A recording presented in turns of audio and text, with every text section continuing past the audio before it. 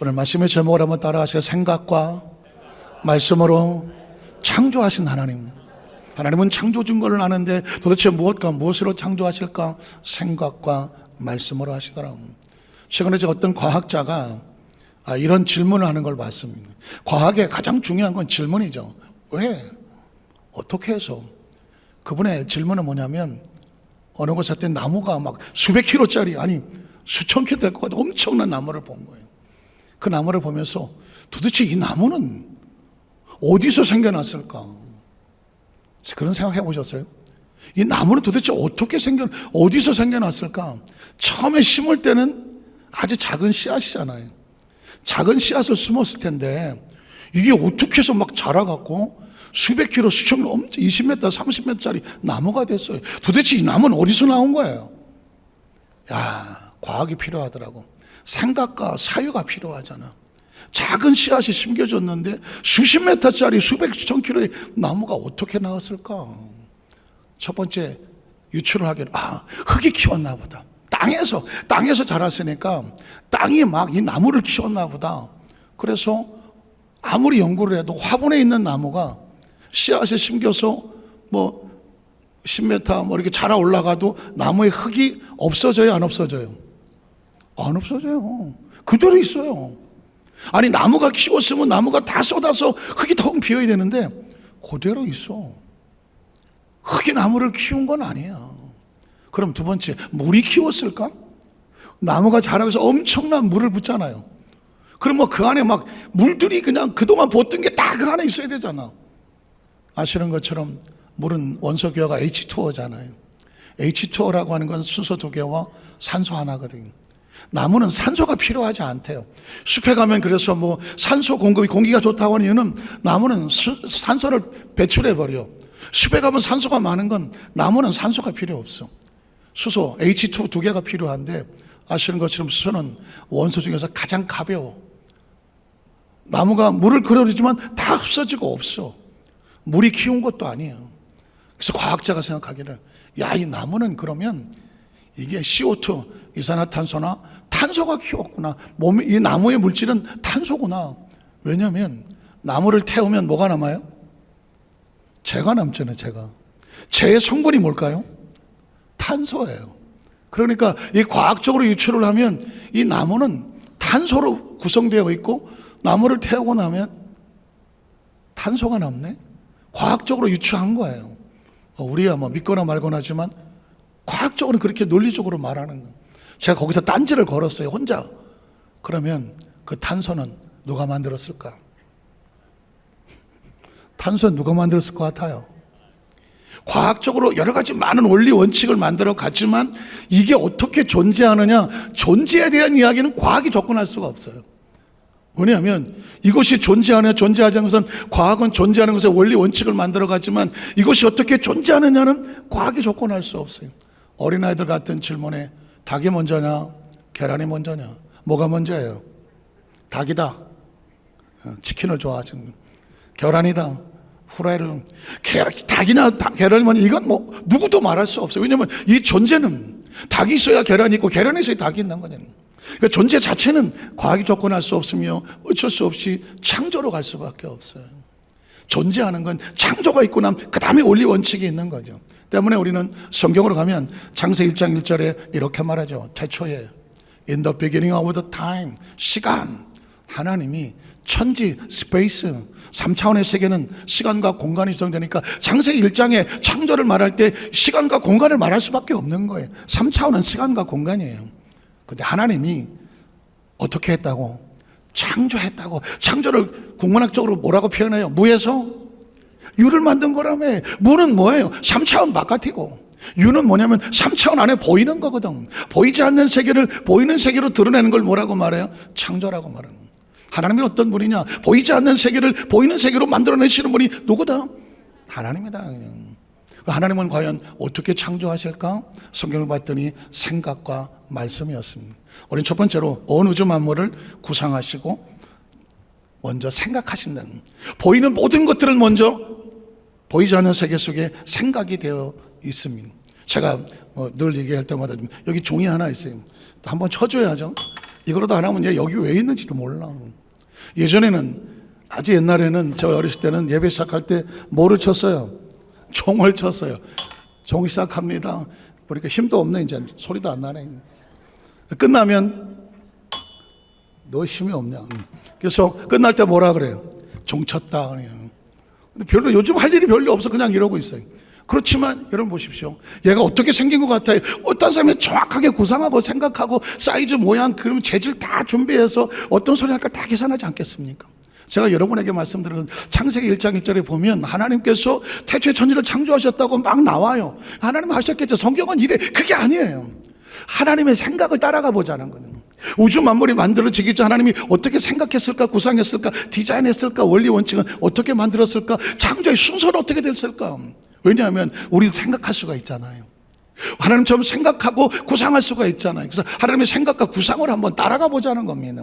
창세기 1장 3절에 보면 창조의 순서를 하나님, 그냥 우연히 만들어진 게 아니라 정확한 순서대로 만들어요. 3절에 보면 하나님이 이르시되 빛이 있어. 하나님 보시기에 가장 중요한 건 시간과 공간이 만들어졌으니까 그곳에 생명이 살아가려면 빛이 중요해요. 그래서 빛이 제우선적으로 만들어지는 거예요. 성경은 그래서 그냥 무의미하게 늘어놓는 게 아닙니다. 정확한 원리 원칙에 의해서 이루어지는 거예요. 다른 사람들은, 동물은 이해하지 못하지만 우리는 생각과 사유가 있기 때문에 따라갈 수가 있죠. 빛이 먼저 있었고 6절에 보니까 하나님이 물 가운데 궁창에서 물과 물로 나누어질지어다. 그 궁창 가운데 물과 물을 나누어지는 두 번째 사역이고 9절에 보면 하나님이 이르시되 천하의 물이 한 곳으로 모이고 무지 드러나시니 어떻게 되더라.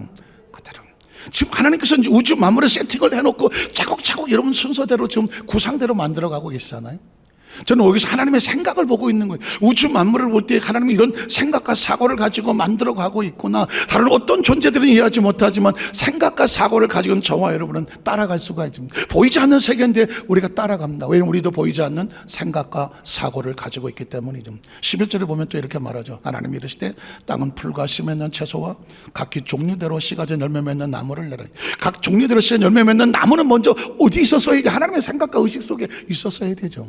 보이는 것들은 먼저 보이지 않는 곳에 있었어요. 이해가 되시겠어요?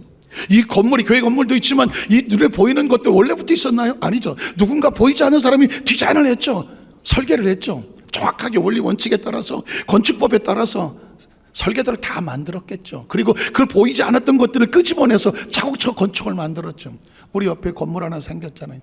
맨날 축구하던 축구 운동장이었잖아요. 벌써 다 지어서 준공한다고 그래요. 저게 생기기 전에 누군가는 벌써 설계를 했겠죠. 그래서 설계대로 구석구석 만들어서 저렇게 만들어 놓은 거예요. 가만히 생각해 보십시오. 보이지 않는 나고에서 없는 게 아니에요. 보이는 것들은 다 보이지 않는 생각과 사고 속에서 만들어졌는데 우주 만물 하나님의 생각과 사고 속에 먼저 있었다. 그거를 끄집어내고 있는 것이 바로 오늘 성경이에요. 오늘 14절도 보면 이렇게 말하죠. 하나님의 시대 하늘의 궁창과 광명체들, 하늘의 궁창과 광명체들, 이게 도대체 어디서 나온 거예요? 하나님의 생각과 사고 속에 있는 거죠. 낮과 밤을 나누게 하셨다. 그걸 나누게 하자 생각하신 분이 누구예요? 하나님. 그것들을 징조와 계절과 날과 해를 이루게 하라고. 20절에 보니까 이렇게 말하죠. 하나님이 물들은 생물은, 그 생물 안에 그 물 가운데 그 넓은 바다 속에서 그것을 텅 빈 공간으로 만들지 않고 각 종류대로 물고기를 채울 생각을 했다는 건 생각 속에서 먼저 나오는 거죠. 물고기가 물속에 먼저 있기 전에 누구의 머릿속에 있었어요? 하나님 생각 속에 있었던 것이죠. 하늘의 궁창에는 새가 날아라. 저 하늘을 푸르게 나를 수 있는 새들은 스스로 존재하는 건 아무도 없습니다. 하나님의 디자인 속에서 물속에, 공중에, 땅 위에 철저하게 하나님이란 존재는 무슨 산신령처럼 뿅 하고 나도 뿅 하는 그런 존재가 아니에요. 엄청난 사유와 생각과 사고를 가지고 고도의 지성과 지능을 가지고 완벽한 세팅을 하고 그 작품이 보이게 만드는 게 우주라고 하는 거죠. 이해가시겠습니까? 오늘 그렇게 만든 하나님께서 이제는 복을 주시더라고요. 22절에 보니까 복을 주 구상한 또 하나님 그들에게 뭘 주시고 복을 주죠. 그러니까 이렇게 만들어진 모든 것들이 그냥 만들어 놓은 건물이에요. 기능이고 기구고 뭐 기계밖에 더 되겠어요. 그러나 그 모든 존재의 목적이 있는 이유가 뭐냐? 하나님 그들에게 뭘 주셨더라? 복을 주셨다. 우주 자연의 모든 만물들은 다 하나님의 계획 속에서 나왔기 때문에 그 자체도 복인데 그들을 축복하시는 하나님의 모습을 발견하게 됩니다. 다 복을 주시고 이르시되 뭐라고 말합니까? 생육하고 번성하여 여러 바닷물에 충만할지어다. 여러분 놀랍지 않습니까? 가만히 생각. 오늘 아침에도 아침 식사할 때 가장 먼저 먹는 게 사과를 먹는데 이 습관이 루틴이에요. 루틴. 아침밥 이제 교회 와서 먹으면 사과를 먼저 깎아요. 깎다가 문득 야, 사과는 껍데기가 왜 있는 거야 이거? 껍데기가 없으면 그냥 먹으면 되는데 이걸 내가 깎고 앉았네. 그래서 한번 시도했어요. 옛날에 실력을 받쳐서 한 번도 안 끊어지고 깎아볼까? 막 깎았어. 2번 끊어졌어요. 그러면서 이런 생각을 했어요. 왜 사과는 껍데기가 있을까? 근데 가만히 생각해 보세요. 사과 껍데기가 없으면 그 사과가 온전하게 그 안에 내용물이 보관이 될 것 같아요? 안 되잖아요. 신기한 거, 하나님은 이런 식물들에게 껍데기를 만들거나 자기 보호를, 이런 모든 생각과 그러니까 제가 말하는 게 뭐냐면 사과 하나에도 엄청난 생각이 들어있는 거죠. 하나님의 고대의 고심과 그리고 디자인과 기능과 이것 어떻게 하면 내가 생육하고 발전시킬 수 있을까, 번성시킬 수 있을까, 하나님의 엄청난 사고가 들어있는, 우주 만물이 그 어떤 것들도 무의미하게 존재하는 건 없어요. 생각 없이 존재하는 건 아무것도 없다는 얘기 이해가 되시겠어요? 이런 거 연구하면 신기하지 않겠어요? 만물에 담겨져 있는 하나님의 생각을 발견하기. 그래서 온 우주 가운데에 하나님이 존재한다라고 바울은 말했습니다. 그러니까 새들도 물고기도 어떤 식물도 동물도 하나님의 생각이 있고 그분이 선포하신 계획에 따라서 뭐 하고 있냐면 번성하고 충만하게 있는 거죠. 24절을 보면 이렇게 됩니다. 하나님이 이르시되 땅은 생물을 그 종류대로 달아. 여러분 보십시오. 가축 기는 거 땅의 짐승을 종류대로 하시니 그대로 되도록. 이 종류, 엄청 어마무시한 종류, 그게 누구 속에 있는 거예요? 하나님 속에 있는 거예요. 저도 뭐 그렇게 많이는 안 살았지만 그렇다고 뭐 덜 사는 것도 아닌데 이 정도 살면은 그래도 뭐 지구상에 뭐 모르는 건 없어야 되잖아요. 저는 최근에 참 신기한 경험을 했는데 어느 TV를 이렇게 보니까는 동물하고 이런 것들은 제가 꼭 보게 되는데 아니 세상에 듣도 보도 못한 동물이 있더라고. 그 장각에 중국의 장각이 어쩌 근처에 가니까 어느 가게에 물고기가 한 마리 있는데 물고기가 어떻게 생겼냐면 손이 달렸어. 손가락이 이렇게 달렸다니까. 놀라지도 않는데는. 아까 2부 때 놀라더만. 아니 물고기가 손이 달렸어요. 손가락이. 그리고 발도 달렸어. 발가락도. 그리고 얼굴은 태아의 얼굴을 가져서 애기 얼굴을 갖고 했어. 그러니까 애기 얼굴 이렇게 해갖고 손가락 발가락에 달렸는데 이게 물고기야. 그래서 이름도 제가 잊어버렸는데 중국말로 뭐라 그러는데 아기 물고기란 뜻이에요. 와, 좀 얼굴은 애기 얼굴을 해갖고 물고기 이렇게 해갖고 안 놀래갖고 나는 보고 깜짝 놀랐어요. 그래갖고 한국 특파원이 거길 찾아갔어. 가서 봤더니 진짜 물고기가 이러고 있어. 이 물고기가 자라면 뭐 한 2m까지도 자란대. 와, 이거 얼마나 징그럽겠어 이거. 그래서 이제 그런가 보다. 이제 며칠 전에 송산에 어느 식당에 가서 점심을 먹으러 갔는데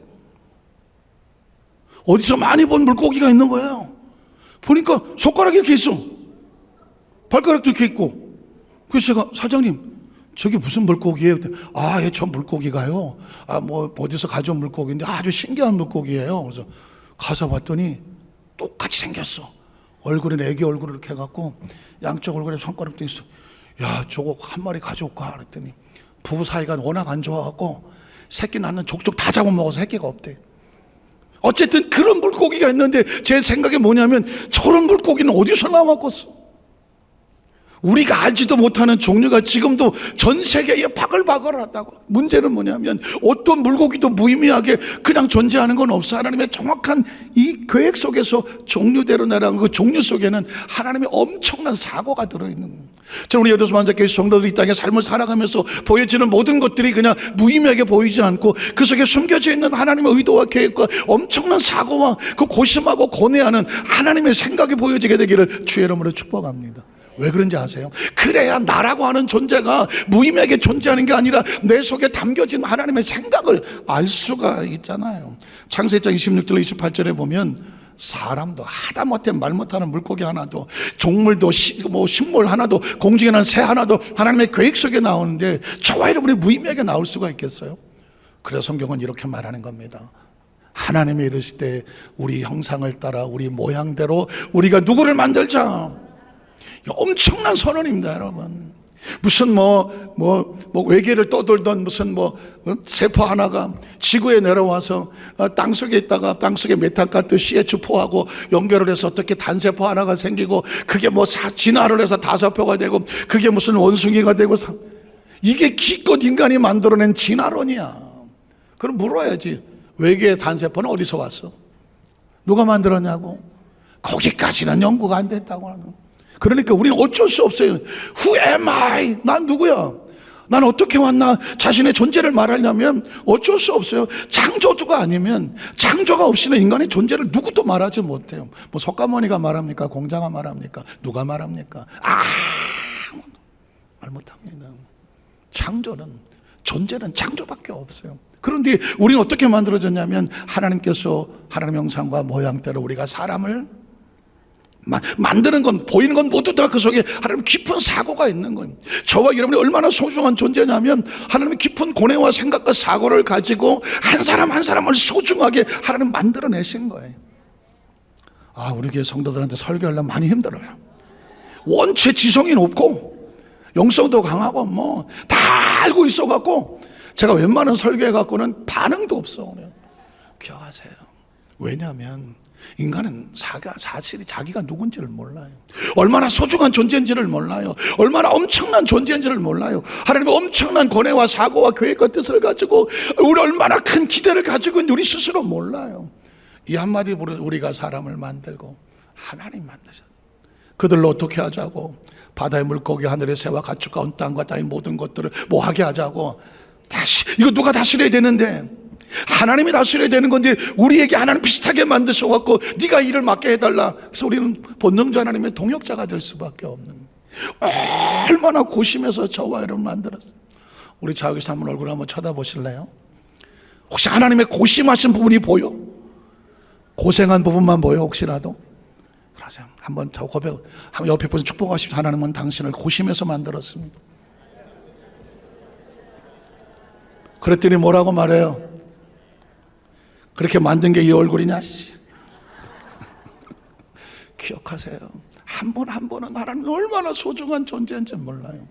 성경 속에 담겨진 하나님의 의도와 생각을 보면 우리가 우리 형상과 모양대로 사람을 만들고 그들로 우리가 지어낸 이 모든 완벽한 작품을 맡기고 위탁하고 그들로 하여금 다스리게 하자. 그 다음 절에 보면 하나님이 자기 형상, 곧 하나님의 형상대로 소위 말하는 이마고 데이라고 말하는, 이게 신학적인 하나님의 형상과 모양이라는 거예요. 그러니까 인간은 어떤 모습을 하고 어떤 피부를 가지고 어떤 뭐 색깔을 하고 키가 작든 말든 뚱뚱하든 날씬하든 그 어떤 것에 상관없이 하나님의 형상과 모양이 있어. 그러니까 어떤 것으로도 그 가치를 훼손할 수가 없어.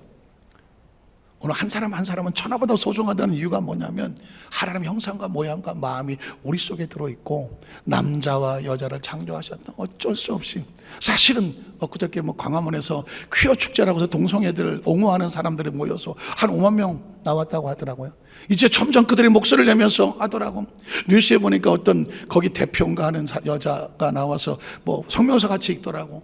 이렇게 말하더라고. 오늘날 세대는 얼마나 다양하냐고, 다양한 세대를 살고 있다고, 그러므로 성적인 소수나 성적인 취향도 다양하게 살아가야 되지 않겠냐고 하면서 그들이 다양하다 이렇게 얘기하더라고요. 오케이, 다양성은 오케이. 그러나 성경은 단호하게 말합니다. 하나님은 남자와 여자를 창조하셨다. 남자와 여자. 그러니까 하나님 남성과 여성 외에 그 어떤 성의 존재에 대해서 성경은 인정하지 않아요. 그럼 동성애자들을 어떻게 할 것인가? 혹시 교회 안에도 동성애자들이 있을 수 있고 동성애자들이 교회에 들어오고 싶어 할 수도 있어. 그때로 할 수 있는 건 단 하나예요. 죄는 철저하게 분리하고 미워해야 돼. 그러나 사람은 미움의 대상이 아니거든요. 어쩔 수 없이 선천적이든 후천적이든, 선천적이라는 말은 없지만 어쨌든 대부분 후천적으로 동성애자가 되어지는데, 그 부분은 제가 나중에 따로 말씀드리려고, 동성애자가 되어지는데 그들을 향하여서 우리가 그들의 죄는 절대로 우리가 죄를 어떻게 받아들이고 인정할 수는 없어요. 그러나 그 영혼이 하나님께로 돌아와서 끊어지고 거기서부터 나와서 하나님의 형상과 모양을 회복하기를 소원합니다. 위해서 기도해 주십시오라고 말할 때 우리가 그 손을 잡아줄 수는 있어요. 그러나 단호한 것은 남자와 여자를 창조하셨다는 이 남성과 여성 외에 다른 성에 대해서는 성경은 절대로 용납하지 않는다. 그 다음 절을 보면 이렇게 말하죠. 하나님 그들에게 복을 주시며 하나님 그들에게 이르시되 생육하고 번성하여 땅에 충만할지어다. 하나님 자기 백성들을 어떻게든지 생육하고 번성하고 땅에 충만하기를 원해요. 땅을 정복하라. 바다의 물고기 하늘의 새와 땅에 움직이는 모든 생물을 다스리라고 하더라고요. 이게 하나님께서 만드신 온 우주를 바라보면서 어떤 생각과 사고와 사유를 하느냐. 우주는, 이 우주 만물을 지금 살고 있는 저 자신, 우리 모두를 포함해서 우연히 된 것은 하나도 없다. 철저히 우리 배우에는 누구의 생각이 있다? 하나님의 생각이. 서로를 바라볼 때도 이 사람을 향한 하나님의 생각하세요. 저는 사실 조심스럽지만 이건 정치 이야기는 아니에요. 여당도 야당도 이념 이야기도 아니에요.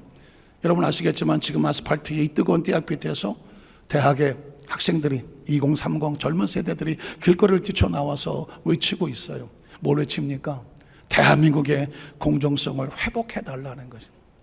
대한민국의 공정성을 회복해달라. 여당의 지도자, 야당의 지도자를 가서 어떻게 해보려고 하죠. 우리는 여도 아니고 야도 아니다.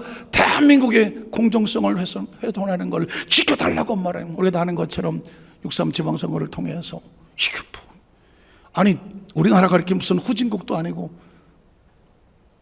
무슨 선거제도에 투표지가 모자라서 국민의 참정권이 훼손당하니 이런 이야기가 뉴스에 나온다는 거, 이건 사실은 전 세계에서 알면은 정말 창피한 이야기 아니겠어요? 민주주의 있고선 선거라고 말하고, 선거는 가장 완벽한 시스템 속에서 모두가 인정할 만한 공정한 것을 가지고 있어야 되잖아. 그런데 무슨 투표지를 반밖에 인사를 안 하고 모질라고 무슨 번호가 있네 없네 하고 똑같이, 이 여기에 대해서 2030 젊은 세대들이 분노를 하기 시작한 거예요. 그들의 목소리는 뭔지 아세요? 이런 나라를 우리한테 물려줄 거냐고, 아니 이런 시스템을 계속 놔둘 거냐. 그러므로 어떻게 이런 세대, 이런 나라에 우리 자녀들을 키울 수 없다. 그러니까 우리가 일어서서 지금 온전한 선거나 모든 시스템이 정말 공정하다고 모두 믿을 수 있는 그런 모든 시스템을 만들어 달라고 그들이 외치고 있는 거죠. 그들이 외치고 있는 얘기는 뭐냐면 보이는 게 다가 아니라 그들의 생각과 사고예요. 제가 아까 말씀드렸습니다. 어떤 것이 보이려면 반드시 보이지 않는 생각과 사고가 있어야 된다. 지금 2030 세대가 저렇게 외치고 있는 것을 젊은 사람들 소리로 여러분 무시하면 안 될 것 같아요. 정치적으로 이용해서도 되지는 않지만 이 대한민국을 위해서는 반드시 이 선거제도는 반드시 정확하고 온전한 원칙이 세워져야 되지 않겠습니까? 전 그런 차원에서 2030 세대들이 저들이 이 아스팔트에서 소리 지르는 저 눈물겨운 소리가 대한민국의 미래를 결정하지 않을까? 왜냐하면 그들이 원하는 것은 앞으로 되어질 대한민국의 공정한 사회를 원하고 있기 때문이죠. 정치 어떤 여야 절대로 이용하면 안 돼. 그러나 대한민국의 사활이 걸려있는 공정성은, 그걸 외치고 있는 저들은 철저하게 보호되어지고 응원해줘야 하고 격려받아 마땅한 줄로 믿습니다.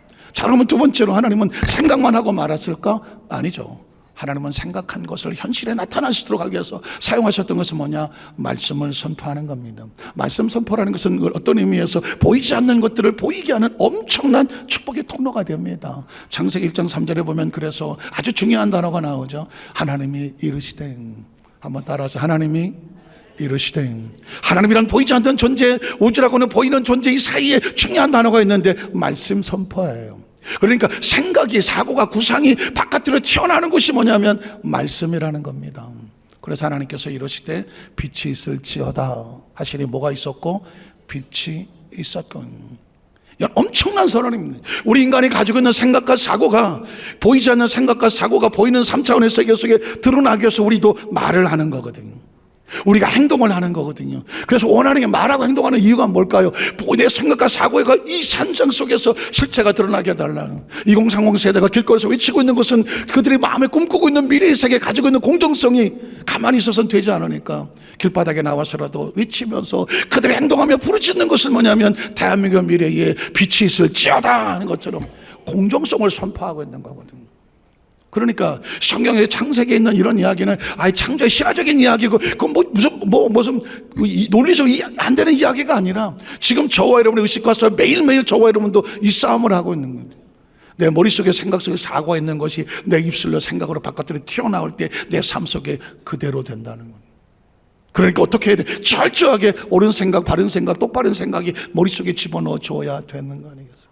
성경은 계속해서 그래도 말합니다. 7절에도 보니까 하나님 궁창을 만드사, 궁창이 어떻게 됐을까? 아래 물과 궁창의 물을 나누게 하시니 어떻게 해서 나누어질지어다 했겠죠. 그랬더니 어떻게 되더라? 그대로 되더라. 구상한 것, 선포한 것, 현실에 나타나는 것. 이해가 되시겠어요? 오늘 저와 여러분 지난 모든 삶 가운데 여러분이 지난 과거는 이런 얘기했죠. 지나간 과거, 내가 왜 지나간 과거 이런 일이 있었을까? 여러분의 머릿속에 의식과 잠들 속에 가지고 있었던 것이 어느 날 툭 내 입에 말이든 행동이든 그것이 바깥으로 튀어나오는 것이 내 현실을 만들고 있다는, 내가 잘못 생각한 것이 내 입에서 튀어나가고 내가 행동을 했다면 그것이 내 삶에 분명히 잘못된 결과를 가져옵니다. 그래서 아무리 예수 안 믿는 사람이라도 이렇게 말하잖아요. 콩 심은 데 팥 심은데 가는 말이 고와요. 이해가 되시겠어요? 이 세상에 이 모든 원리 원칙에 의해서 움직여지고 있어요. 그 교회에서 하는 말이 아니에요. 이 땅의 삶을 살아간 모든 원칙 자체가 심어진 대로 거두는 거예요. 그러니까 지나간 과거는 내가 심어놓은 거예요. 그럼 눈치채게 되죠. 내 미래는 어떻게 될까? 하나님 말씀을 가슴에 끌어안고 잘 심어지면 되는 거죠. 그럼 내 미래의 세계는 그래서 달라질 수가 있는 거예요. 다시 꿈을 꿀 수가 있는 거죠. 왜 청년들이 나와서 외칩니까? 저들의 입에서 나온 말로 또 대한민국의 미래를 바꿔달라고 말하고 있는 거예요. 그렇게 심어 놓아야 닦아질 수가 있기 때문에 그들이 외치는 거예요. 오늘 성경은 계속되어 이어집니다. 11절에 보니까 하나님이 이르시되 하는 거예요. 이르시되는 뭐냐? 하나님 속에 튀어나온 거예요. 그러면 땅은 풀과 씨 맺는 채소와 각기 종류대로 씨가 열매 맺는 나무를 낼지어다. 어떻게 되더라? 그대로. 이건 하나님의 법칙이, 우주의 법칙이, 저와 어쩔 수 없이 하나님의 형상이 만드신 우주 속에 살고 지구 속에 살고 자연 속에 살고 있기 때문에 내가 내 원리와 상관없이 하나님께서 만드시는 원칙대로 되는 거예요. 자, 그 다음 절에 볼까요? 15절에 보면은 광명째 하늘의 궁창에 있어 땅을 비출지어다 그대로 되니라. 24절을 보니까 하나님이 이르시되 땅은 생물 그 종류대로 내되 가축의 능어가 땅의 짐승을 종류대로 내라신 그대로 되더라. 30절을 보니까 자, 땅의 짐승과 하늘의 새와 생명이 있어 땅에는 모든 것에게는 내가 모든 풀을 먹을 거리로 주노라 하시거든. 그러니까 먹어도 되는 것과 먹으면 안 되는 것을 누가 만드셨어요? 기억하셔야 돼요. 우리 철저하게 우리 생명의 주권은 하나님께 있고, 좀 신기한 거예요. 그냥 보기에 먹을 만한 막 주워 먹으면 될 것 같은데 먹으면 안 되는 게 있더라고. 먹으면 죽더라고. 나는 자연인이다 뭐 많이 보시잖아요. 저도 보다가 보면 자연의 삶은 좀 좋을까 편안할까? 아니더라고. 나는 자연인이다 살아 들어갔다가 그냥 자연에서 돌아가신 분이 엄청 많더라고. 왜 그랬을까? 자연인이다 혹시 그런 마음이 있으신 분은 제일 먼저 뭐냐면 약초 도감을 봐야 돼. 약초 식물 도감을 다 봐야 돼. 왜냐하면 남들이 그냥 산에 가서 뭐 비슷하게 생겼다고 뜯어 먹으면 그대로 자연사 돌아가죠. 상황버섯이라고 이거 상황버섯인가 먹었더니 상황이 안 좋아서 돌아가셨어. 왜 그러세요? 그러니까 우리가 볼 때는 도무지 구분이 안 돼. 너무 넓적하게 생기고 그냥 어쩌다 어디 가다 본 상황버섯같이 싶어서 푹 삶아 먹었는데 안 일어나죠. 그래서 보니까 독버섯이야. 이게 무슨 감초같이 생기고 한약재에 좋다고 해서 갖다가 삶아 먹었는데 안 깨어나죠. 비슷하게 생긴 독초야. 그러니까 자연이다 들어가려고 하면 먹어야 되는가 먹지 말아야 되는 것을 완벽하게 구분되지 않으면 대충 먹으면 대충 다 돌아가죠. 저는 깜짝 놀랐어요. 이때까지 내가 먹어야 되고 먹지 않아야 되는 걸 내가 선택한 줄 알았더니 먹어도 되는 거 먹지 않는 건 누가 구분하신 거예요? 하나님구나. 내가 가도 되는 거 가지 않아도 되는 건 누가 구분하는 거예요? 높은 데서 떨어지는 건 돌아가시는 일이야. 재밌을까? 인간의 생명에 모든 안전하지 않는 건 선은 누가 정하냐면 하나님이 정하더라고. 심지어 먹어도 되는 거 먹지 않는 것도 하나님이 정하시더라고. 여러분 보십시오. 그래서 목사님 그러면 우리가 생각하고 꿈꾸고 내가 말한 거 다 그대로 됩니까? 안전하지 않아요. 그래서 필요한 게 뭐냐면 하나님과 관계예요. 요한복음 15장에 보면 1절 2절에 보니까 예수님께서 여러 가지 비유를 말씀하는데 이 포도나무 비유를 말씀합니다. 나는 참 포도나무야. 그런데 아버지가 농부야. 그러니까 농부는 뭐 하는 거냐면 포도나무의 포도원을 다 관리하면서 생명과 모든 것들을 농부가 관리를 하는 거예요. 이해가 되시겠어요? 그래서 그 다음 절에 보면 이렇게 말해요. 물은 내게 붙어 있어서 열매를 맺지 아니하는 가지는, 그러니까 포도나무는 예수님이라면 우리가 가지라고 말하는 거예요. 가지가 붙어 있어야 관계라고 말하는 거예요. 그러니까 마음대로 꿈꾸고 마음대로 생각하고 마음대로 행동한다고 해서 그것이 나에게 안전하지 않아요. 마치 아무거나 주워 먹으면 안 되는 것처럼 아무거나 생각하고 아무거나 꿈꾸고 아무 말이나 해서는 안 돼. 철저하게 예수 그리스도 안에서 하나님께서 원하시고 안전하게 말씀의 관계에 편안한 곳에 꿈을 꾸고 생각하고 말을 해야 돼요. 그 말이 지금 포도나무 비유를 말하는 거예요. 자, 물은 내게 붙어서 열매를 맺지 않는 가지는 아버지께 그걸 제거해 버리시고 물은 열매를 맺는 가지는 그 열매를 맺게 하여 그것을 깨끗하게 하시느니라. 자, 너희는 내가 일러준 말로 이미 깨끗하게 졌으니 내 안에 거하라. 한번 따라 내 안에 거하라. 내 안에 거하라. 내 안에 거하라. 이 성경 속에 가장 중요한 키워드 중에 하나는 뭐냐면 In Christ, 예수 그리스도 안에서라는 것이. 예수를 믿는다는 건 예수님 안에 들어왔기 때문에 내 생각대로 살지 않아요. 예수님의 생각 속에 내 생각을 복종시킵니다. 예수님의 생각 속에 내 언어를 복종시킵니다. 예수님의 생각 속에 비전과 꿈을 복종시킵니다. 내 마음대로 살지 않아요. 하나님의 생각 안에 내 마음을 복종을 시킵니다. 그래야 안전하죠. 심지어 먹고 마시는 것도 하나님 안에 있을 때, 구분했을 때 안전한데 마음대로 내가 행동한다고 안전할 수는 없잖아요. 성경 도대체 교회는, 말씀은 뭘 하는 걸까? 우리가 어떻게 하면 안전하게 살 수 있는지, 어떻게 하면 우리 영혼이 안전할 수 있는지, 어떻게 하면 우리 마음이 안전할 수 있는지, 어떻게 하면 우리 삶이 안전할 수 있는지, 가정이 안전할 수 있는지, 내 자녀를 어떻게 하면 안전하게 키울 수 있는지. 안전입니다. 포도나무와 가지는 관계 속에서 비로소 안전해지는 겁니다. 내 안에 거하라. 나도 너희 안에 거하리라. 우리가 예수 그리스도 안에 거하면 그가 우리 안에 거하신다. 가지가 포도나무에 붙어있지 아니하면 스스로 열매를 맺을 수 없음 같이 너희도 내 안에 있지 아니하면 그러리라.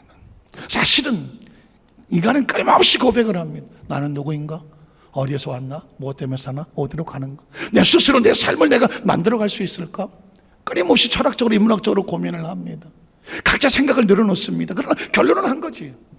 인간은 스스로 자기가 자기 인생을 만들어낼 수는 없습니다. 물론 자기 개발서도 있어요. 긍정적으로 생각해라. 적극적으로 생각해라. 큰 꿈을 꿔라. 믿음의 선포를 해라.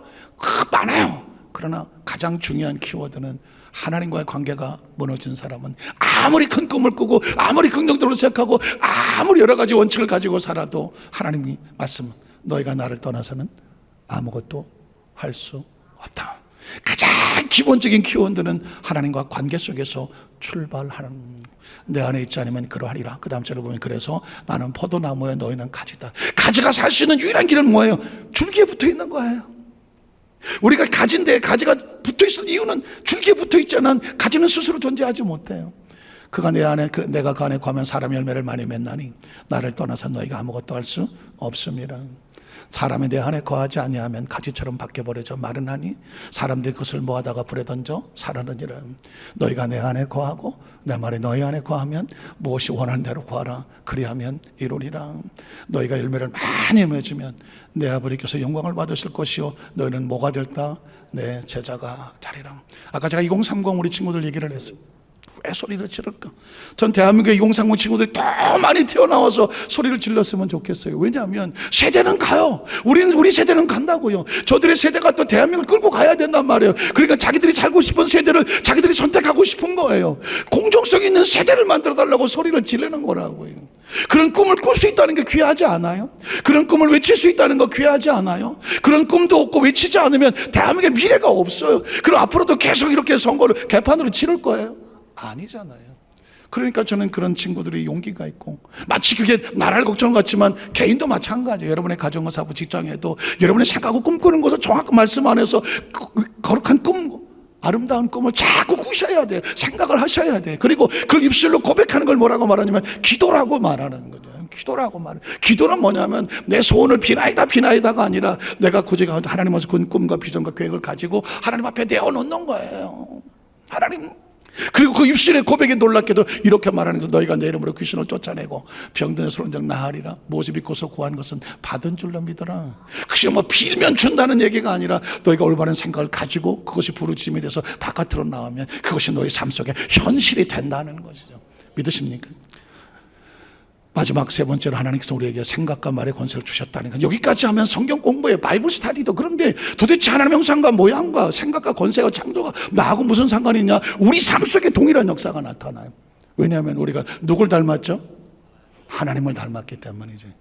놀라운 것은 하나님을 닮았기 때문에 우리의 생각과 사고가, 보이지 않는 생각과 사고가 우리 입술의 고백을 통해 바깥으로 튀어나왔을 때라는 말씀합니다. 너희의 삶의 모습을 너희가 창조하고 살아가라는 거예요.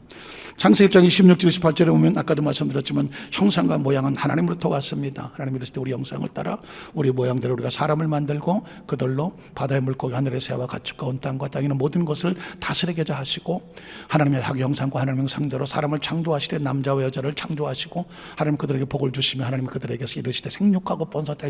인간이 가장 소중한 이유고 가치 있는 이유는 딴 거 아닙니다. 하나님을 닮았다는, 하나님 형상과 모양을 가졌다는 것입니다. 그걸 기억하셔야 돼. 그것을 마음속에 두셔야 흑인이든 백인이든 뭐 노랗든 새까맣든 뭐 키 크든 작든 뭐 생겼든 못생긴 어떤 인간에 대해서도 외모로 사람을 판단하지 않아요. 함부로 선입견을 가지지 않아요. 함부로 정죄하고 판단하지. 그 속에 담겨져 있는 그 사람의 하나님의 계획이 어떻게 될지 누가 알겠어? 그렇지 않겠어요?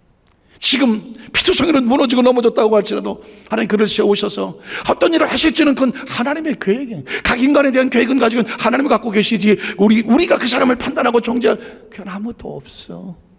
그렇죠? 그러니까 저와 여러분 혹시 오늘 이 자리에 나왔는데 난 이제 아무런 희망이 없는가 보다, 나에게 아무런 희망, 날 돕는 사람이 없다고 스스로 판단 무너지지 마세요. 여러분의 것이 아닙니다. 우리 속에는 하나님의 계획이 있습니다. 피투성이로 무너져서도 이렇게 세워서 하나님 만들어 가셔요. 믿으십니까? 저도 뭐 나이는 많이 안 먹었지만 자꾸 옛날 생각이 나요. 자, 10대, 20대, 30대, 40대, 50대, 60대 오면서 야, 내 인생에 한 번이라도 편한 날이 있었나? 내 인생에 한 번에 두 다리 뻗고 잔 적이 있었나? 그렇게 생각하니까 한없이 불쌍하더라고. 그런데 거기서 뭘 생각하냐면 그 안에 숨겨진 하나님의 계획은 그 10대에서도 그 가운데 이렇게 세웠고 20대도 세웠고 30대도 세웠고 그 다 환경적으로 볼 땐 무너진 세대인데 그때만 하나님 세우셔 여기까지 왔어. 그러니까 힘이 나더라고. 그거예요.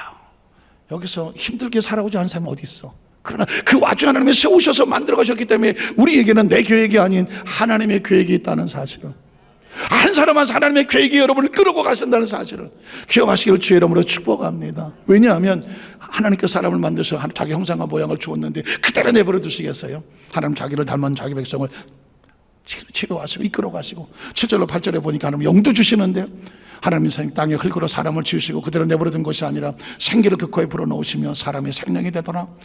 그리고 너 혼자 살아라가 아니라 하나님 에덴 동산도 직접 만들어 주시더라. 그 지으신 사람을 거기에 두시더라. 우리의 삶 속에 하나님께서 함께 동행하기를 원하셨고 요한복음 1장 12절에 보니까 예수를 믿었더니 이런 권세를 주시더라. 한 영접한 자 곧 그 이름을 믿는 자들에게는 하나님의 자녀가 되는 권세를 주시더라. 하나님 자녀된 권세, 하나님의 권세를 자녀에게 그대로 부어주시는 것과 같아요. 에베소 1장 3절 5절에 보면 우리는 언제부터 하나님의 자녀였더라 보니까 찬송하리로다 하나님 곧 우리 주 예수 그리스도의 아버지께서 그리스도 안에 하늘에 속한 모든 신령한 복을 우리에게 주시고 또 창세전에 그리스도 안에서 우리를 뭐 하셨더라. 기억하셔야 돼요. 우리는 오다 가다 얻어 걸린 존재가 아니야. 성경은 정확하게 말합니다. 창세전 하나님의 고심과 계획이 정확한 때를 때고 바로 이때가 너가 이 땅에 존재할 때다 택하셨고 우리로 그 사랑 안에서 거룩하고 흠이 없게 하시려. 이해가 되시겠어요? 아까 제가 말씀드렸나요? 지금 우리의 삶 가운데 가장 소중한 건 거룩함이에요. 우리 거룩할 수가 없어요. 아니 거룩과 상관없이 살아온 삶이 왜 거룩해야 되는지를 몰랐고 흠투성이에요. 그런데 이렇게 조금 철이 들고 나서 보니까 하나님 앞에서 어떻게 살아야 된다. 거룩하고 흠없게 살게 하여 주시옵소서. 그렇게 해서 몸부림을 치는 그 마음만 봐도 하나님은 우리를 기특히 여길 거예요. 성경은 그래서 그 기쁘신 뜻대로 우리를 예정하셨고 예수 그리스도 말미암아 자기 아들들이 되게 하셨다. 그래서 나온 단어가 뭐예요? 너희는 이렇게 살아야 돼. 잠언 4장 20절 3절에 보니까 이렇게 말, 내 아들아 내 말에 주의하며 내가 말하는 것에 내 귀를 기울이며 살아라. 그것을 내 눈에서 떠나게 하지 말며 내 마음속에 지켜라. 그것을 얻어야 뭐가 돼? 생명. 얻지 않으면 생명을 잃어. 그것이 온 육체의 건강이 돼. 어떻게 건강해지는지 알아? 마음을 지키고 생각을 지키고 보이지 않는 걸 지켜야 보이는 세계 속에서의 안전을 얻을 수가 있어. 모든 지킬 만한 것 중에서 더욱더 내 마음을 지켜라, 생각을 지켜라, 사고를 지켜라, 꿈을 지켜라, 비전을 지켜라. 생명의 근원은 거기서부터 나오는 거든. 눈에 보이는 것은 이미 늦었어. 보이지 않는 것에 구상한 것이 바깥으로 튀어나와서 내 삶을 점령하고 지배하는 거야. 그러니까 끊임없이 싸우려면 보이지 않는 생각과 사고 속을 철저하게 포도나무와 가지와 같이 하나님 안에 붙잡고 있어야 돼요. 그래야 내가 안전할 수 있는 거고. 24절 20절에 보면 구체적으로 구부러진 말을 내면서 왜 말이 이렇게 중요하냐면 생각이 보이지 않는 생각과 보이지 않는 세계가 바깥으로 튀어나오는데 가장 먼저 튀어나오는 게 말이야. 그 말은 아무 의미 없이 하는 것지만 내 속에 있는 생각과 사고가 보이는 세계 속에 튀어나오게 하는 씨앗이 뭐냐? 말이에요. 그러니까 어떤 씨앗을 심든지 씨대로 되거든. 구부러진 말을 심으면 내 입에서 왜? 구부러진 결과가 나오니까. 삐뚤어진 말 내 입에서 멀리해라. 내 눈은 바로 보며 내 눈꺼풀은 내 앞을 곧게 살펴서 내 발이 행할 길을 평탄하게 하며 내 모든 든든 이 모든 것을 다 벗어나라. 너 스스로를 지켜라. 그 다음 절에 보면 그래서 좌로나 우로나 치우치지 말고 내 발을 악에서 떠나게 하라. 왜? 떠나지 않는 그곳에서 먼지가 뒤집어오죠. 생각이 잘못된 거 뒤집어서 내 생각과 사고 속에 들어오면 내 보이지 않는 세계를 오염시켜버리면 나도 모르게 오염된 날이 튀어나오고 내 삶에 오염된 것들이 나를 둘러싸서 나를 무너뜨리기 때문입니다. 간절히 바라기는 우리 여도서 만잡게 모든 손을 가슴 속에 생각 속에 바깥으로 튀어나자마자 엄청난 것들이 여러분의 생각을 공격하고 마음을 공격하고 튀어나가자마자 야 다 쓸데없는 소리야 그냥 너 하던 대로 살아 치고 들어가서 여러분의 마음을 도적질할 겁니다. 철저하게 여기를 붙잡고 나가십시오. 여러분의 삶 가운데 잘못된 나한테 들어온 건 다 씨앗이다. 눈으로 보는 거, 귀로 듣는 거, 누가 옆에서 말하는 거, 마음에 생기는 이 모든 것들은 다 씨앗이다. 내가 품는 순간 그대로 열매 맺어서 내 삶을 둘러싸는 가시덤불이 됐거든. 나가자마자 하나하나 철저히 가르쳐서 여러분 마음가짐에 도움이 되지 않고 생명을 지키는데 방해되는 모든 것들은 차단해버려서 눈에서 맞고 귀에서 맞고 입에서 맞고 마음에서 맞고 여러분 스스로를 지켜야 그게 여러분의 가정과 삶과 미래의 삶을 안전하게 할 겁니다. 우리 모든 손을 그렇게 편안한 안전함이 늘 함께 하시기를 주의 이름으로 축복합니다. 기도하겠습니다. 하나님 아버지 감사합니다.